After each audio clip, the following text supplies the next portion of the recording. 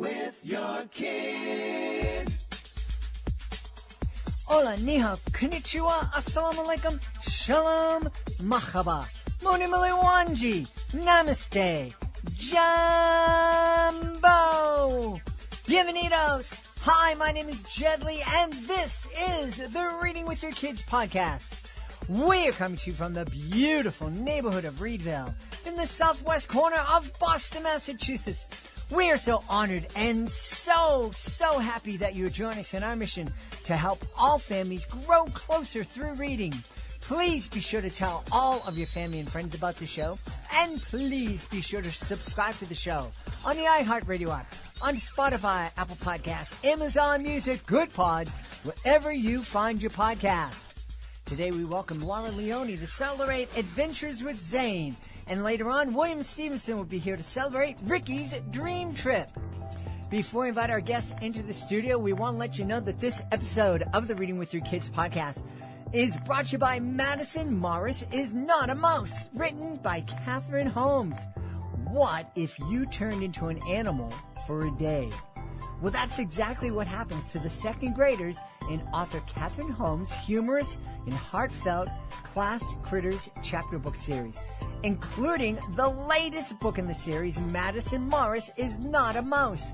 Madison is a helpful go-getter who dreams of being a leader one day, but then she has a crisis of confidence right before class presentation and immediately transforms into a tiny mouse. Can she navigate her insecurities and the unexpected dangers of being a mouse to turn back into herself before the end of the day? You have to pick up the book to find out. It's Madison Morris is Not a Mouse, part of the Class Critters chapter book series by Catherine Holmes. This episode of the podcast is also brought to you by Giggles and Joy, the absolutely delightful picture book series by Ariane Deboyne-Voisin. Giggles and Joy is an exciting new book series focused on sharing spiritual life lessons for kids aged 2 to 10.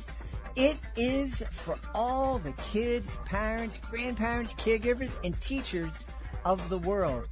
There are 3 books in the series, Giggles and Joy, You Are Loved, and Being You. Each book contains 8 poems. Some of the poems are short, some are long, some rhyme, some don't. They are positive, lighthearted, and will have a lasting effect on the child's mind. They are universal in nature and will exist alongside absolutely any religion. Goldie Hawn, yes, that Goldie Hawn, Hollywood star and founder of Mind Up, says these books are a gift to the kids and a gift to the world. These books belong in every family, classroom, and school library. Get your copy today at gigglesandjoy.com. Join us right now from the beautiful state of California. Our guest is here today to celebrate her brand new children's book. It's called Conscious Kid, Adventures with Zane. Please welcome to the show, Laura Leone. Hey, Laura, how are you? I'm good. How are you doing? I am great. We're dealing with some technical issues here. Hopefully things will straighten out. Tell us a little bit about Conscious Kid, please, Laura. Conscious Kid Adventures is a character-based story that is basically about how to use meditation and introduces meditation to little ones age 4 to 9, roughly. What inspired you to write this book? Our son Zane, who's 5.5 now, he had just turned 5 earlier in 2023, and he was in TK last school year, his first time going to school on an IEP, individual education plan. So he had some challenges integrating in school and, behaviors and whatnot, had some aids, and he's doing a lot better now, but we started putting him to bed with meditation. So this really helped him a lot. I'm going to be on, when I first started the podcast back in 2017, a guest came on, and I feel really bad, and I haven't been able to reach out to I don't have the information to reach out to this guest. But the guest came on the show and was talking about his book, talking about meditation, and saying that he hoped that schools all around the country would just that the cafeteria be a quiet place where kids could meditate. And I made a joke because I've doing my educational magic show. I literally have been in thousands of schools all around the country. And I said to him, I goes, I don't know what schools you visited, but I've visited thousands, and I've never once gone into a cafeteria where anybody could meditate. It's always, very, very chaotic. And I feel bad because that day the author just kind of said, well, I guess you're right. And he hung up, and I never heard from him again. But I've come to grow doing this podcast, and I realized that while a lot of people could sit down and go, "Oh, my kid, I'll never get my kid to meditate," it's actually a lot more reasonable proposition than I think a lot of people would figure. Talk a little bit about how you got Zane, who had all this, what I like to say, extra energy and needing a lot of extra support. How did you get him to start going to bed and taking the time to calm and meditate? Yeah, so the key is to start small. And by the way, I do agree with you that the cafeteria, other than like recess time on the playground, is like the most chaotic place to do it. Like, I would suggest like the total opposite, like in the gym, like, with the light halfway turned down, or even in the classroom, or basically anywhere other than like, recess or the cafeteria. So I definitely agree with that. And I guess, I don't know, maybe that author didn't have, a young child at the time, or didn't actually try it actually. But so we just started, very small and short, like maybe even 1 or 2 minutes, like, let's go on YouTube and let's just, search for, kid meditation videos. And, there's a ton of them, maybe even thousands of them. And, they're really elaborate, and some of them you can do with eyes open and see all these visuals and cool, like cartoon backgrounds. And most of them are short, and most of them are like, 5 minutes or less, because, the attention span at a very young age of, a kindergartner is not going to be a lot, maybe even a little bit older, kids. And so I just think that, just starting with the fun video is, really easy to kind of try. And then for us, it was like, let's just turn on a short one, or just do one, from me to him at nighttime to help him relax. And, because we don't allow a phone in bed per se. So now we're actually to the point where we'll do one before bedtime while he's still awake, but, just to get him to wind down like the last 30 minutes, just to know that, the phone stays over here, but, let's go on YouTube, on TV with mom, or, whatnot, for about, little 5-minute videos, and just do them to wind down. And it seems to help.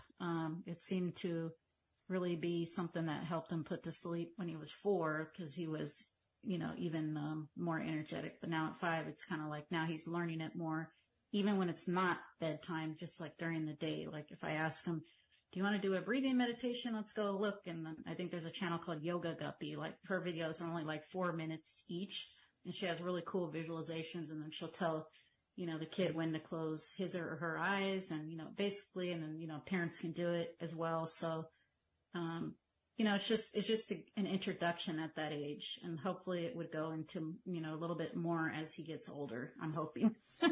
Well, you bring up a good point, because I think a lot of people who try anything, I think one of the biggest mistakes people make if they're trying yoga or meditation or exercise is that on that first day, they're looking at their friends that are, if they're in a meditation, they're looking at their friends who are able to meditate and contemplate for an hour at a time, or somebody that does like intense yoga, or somebody who's running a marathon. And so the first time out, they think, well, that's what it means to exercise, so that's what I have to do.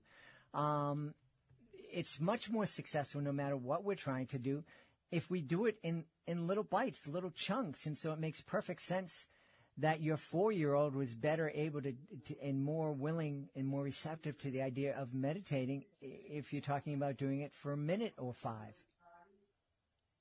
Exactly. Yeah. It's like kind of like, the old saying, how do you eat an elephant? One bite at a time. And I think it's just really key. So just like how you said, like we can get burnt out if we try to go run a half marathon tomorrow.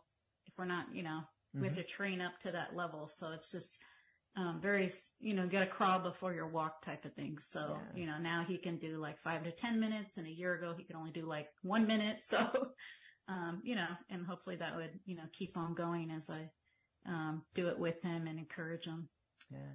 So in Conscious Kid Adventures with Zane, are we going to learn some of those techniques that worked well with Zane? Yeah, there's a few different scenarios, and I don't want to give, the whole story away, but there are a few scenarios and maybe challenges that, Zane encounters, at school or out of school. And it just shows how he can use meditation maybe as like, kind of like a quick, kind of like a timeout. Let me take a few breaths. Let me just, slow down, kind of a coping mechanism. And then it also goes through instruction, a little bit of instruction, because I didn't want it to be like a boring instructional type thing. At the end, just a quick instruction on how to do it. And there's a QR code meditation of just a 5-minute meditation with a little, soft music in the background on the back of the book that I did, author-led meditation. But I only have one meditation, and I don't claim to be like a yoga expert or anything, and there's thousands on YouTube, but I give an author-led one just to give a full exercise, because the few pages on how to do it is pretty brief, and just to, get the kids during story time to kind of interact and just be like, oh, what's meditation? And, like learn by doing. Mm-hmm. They do it.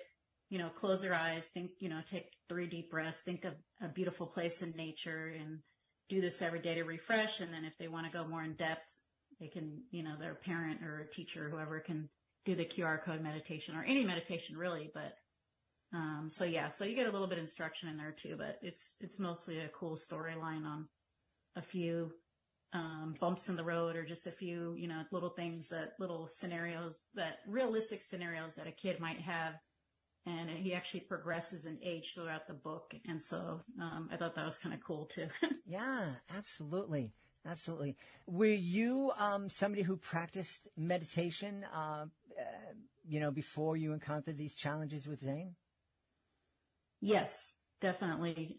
But only for like the last few years. Mm-hmm. So for myself, I think that any form of mindful quiet time, whether it's praying, meditation, just quieting your mind, relaxing, and I call it clearing your mind. Literally just, a lot of people ask me, how do you do that? Just try to think about nothing, even if it's just for 5 minutes, and I notice for me, the best time is right when I wake up and I'm kind of halfway in the dream state, or right before I go to bed. And it can be quick. It can be 5 minutes, it can be 14 minutes, I'm talking an adult.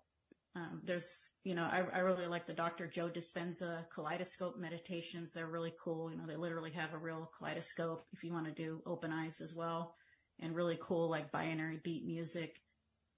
There's other types where it's all, narrator led, and they walk you through a whole story and scenario, which is cool too.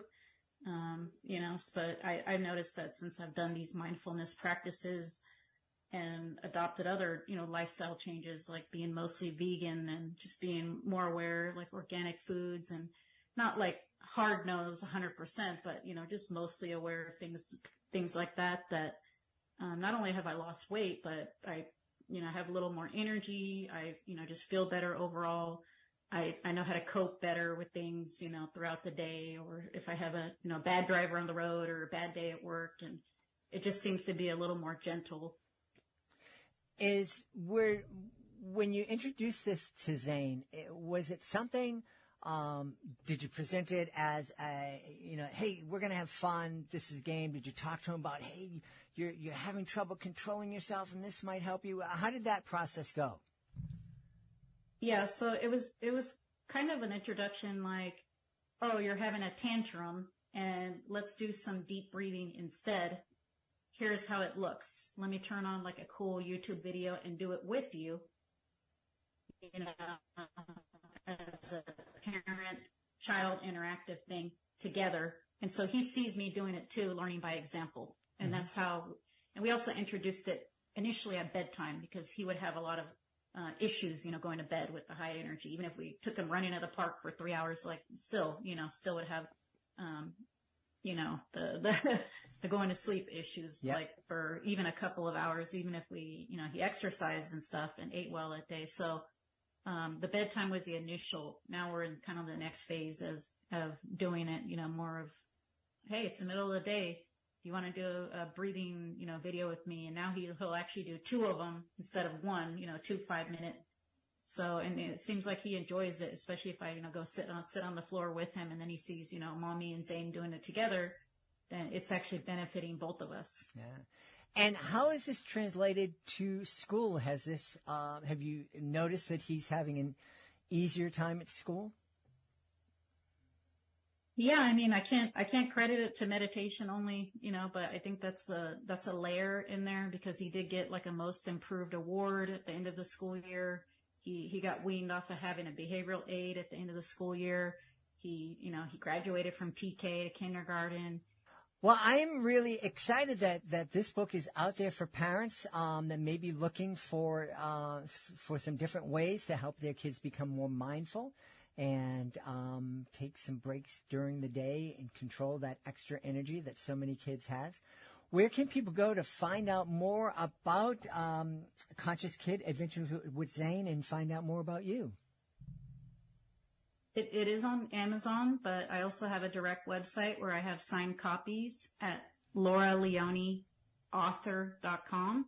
Wonderful. Well, that's really exciting. We wish you lots of luck with this, and we want to encourage everybody to check out Conscious Kid Adventures with Zane, written by our guest, Laura Leone. Hey, Laura, thanks so much for being with us. Thank you for having me, Jed. Hey, before we invite William Stevenson into the studio, we want to invite you to connect with us on social media, facebook.com/readingwithyourkids, at Reading With Your Kids on Instagram, at Jedly Magic on Twitter, and of course, we would love for you to visit our website, readingwithyourkids.com. Join us right now from beautiful Long Island in the state of New York. Our guest is here today to celebrate a great series of books, Ricky's Dream Trip. Please welcome to the show, William Stevenson. Hey, Bill, how are you? I'm doing great, and I'm so proud to be on your show. Well, we are proud to have you on. You've had quite a career. You were telling me before we started recording that you taught, you have a doctorate in education, and then you also had a career in finance and international business. What an exciting life. I retired 2 years ago, and I do not miss the stress, but I had a very affectionate client base, and I miss that part of it. Yeah. Well, it's funny. My wife retired from teaching a couple years ago, and she has not missed it at all. She's delighted. She paints and she creates, and she spends time with her friends. And people ask her if she wants to go back and teach, and she says, no, absolutely not. Not today.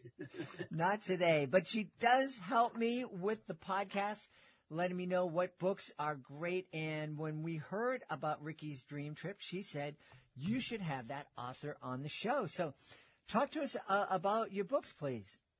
Okay. First of all, I never intended to do anything of a commercial nature. But I love my grandson, and I wanted to write something that involved us and build a relationship. So when he was 7 years old, I put together a book about traveling to all of the planets in the solar system. And I got pictures from the internet, and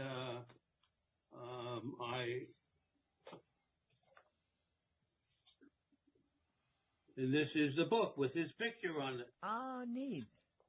So I had this, and it's called Ricky's Dream Trip Through the Solar System. The book came out. I mean, it wasn't a major sale type of thing, but I had a lot of clients and educators, and people really seemed to like it. So I said, well, then I can't call myself an author and write one book. So I wrote another book. And at the time I was reading about early America. And so I put together my second book, which now is being part of a series, where Ricky and his grandfather, who's called Pop-Pop, they traveled on a dream boat to Philadelphia, Independence Hall, where the Declaration of Independence was being written. And they accepted him because it was a dream. He wasn't supposed to be. What are you doing here? Oh, this is my dream. You're in my dream. So they accepted him, and he got very close to John Adams. The book is based on solid history, even though Ricky and his grandfather were there. Teachers loved it because they could put it in their lessons plans because it was real. And I got excited. Oh my God, I'm an author. What a neat idea to introduce kids and get kids excited about history through these really fun stories. And we love any story that celebrates intergenerational friendships, because that's, what we're talking about here. Grandfather, grandchild relationships, the best of those are friendships. And it is wonderful that you have that friendship with your grandson, and you're able to celebrate it in the pages of your books. And I think it's such a great example for kids because I know here, when I travel through Latin America, I see a lot more intergenerational relationships going on. And I don't know if it's because we're spread out more here in the United States or if it's a cultural thing, but I know that not as many kids have opportunities to form relationships with their grandfather or with people from a different generation, people who are much older than them and much older than their parents. I agree. We're too far apart, and that's why I try to develop strategies to bring us close together, even though we didn't see each other that often. And I love the fact that you've taken history and made it fun, because history really is fun. It seems like a lot of educators try to squeeze all the fun out of history and just make it all about remembering dates and names and whatnot. But I think that kids, when they encounter history in a fun way, it gets them excited about it, and it gives them a chance to really learn about it, not just memorize the dates and learn the lessons that we need, so we're not repeating the mistakes that were made in history, and we can move forward in a better way. We should tell people where they can go to find out more about Ricky's Dream Trip, this great series, and more about you. Is there a website folks can visit? Yes, it's a great website. It's called popoppress.com. A lot of P's. Yeah. POPPRESS.com. In it, there's an interview with me. There's a picture of covers of all the books, and you can access it, find out what the story's about, and purchase it. That's wonderful. Well, we've had a great time speaking to the author of Ricky's Dream Trip, a great series of books that brings history alive and celebrates intergenerational friendships. Our guest has been the author, William Stevenson. Bill, thank you so much for being with us. You're a great man. I really appreciate you having me on. Please be sure to join us for the next episode of the Reading with Your Kids podcast. Our guest will be Inez Oliveira. She'll be here to celebrate Calvin and the Sugar Apples. That's the next episode of the podcast. Want to thank the folks who made today's show so wonderful. Of course, I want to start by thanking our guest, Laura Leone, please be sure to check out Conscious Kids Adventures with Zane. Also want to thank William Stevenson. Be sure to check out his Ricky's Dream Trip series.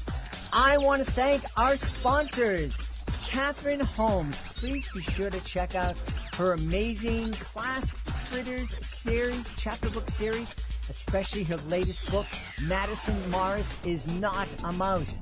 We also want to thank Ariane de Bonvoisin. She is the author of the Giggles and Joy picture book series. There are 3 books in the series, of course. Giggles and Joy, You Are Loved, and Being You. I want to thank my team, Fatima Khan, Rory Grady, Soji Franklin, Ann O'Leary. I want to thank my beautiful wife for all the support she gives me. Most of all, we all want to thank you. Thank you so much for taking the time to join us today, and as always, thank you so very much for taking the time to make the world a better place by reading with your kids. I'll be looking for you in the next edition of the Reading with Your Kids podcast.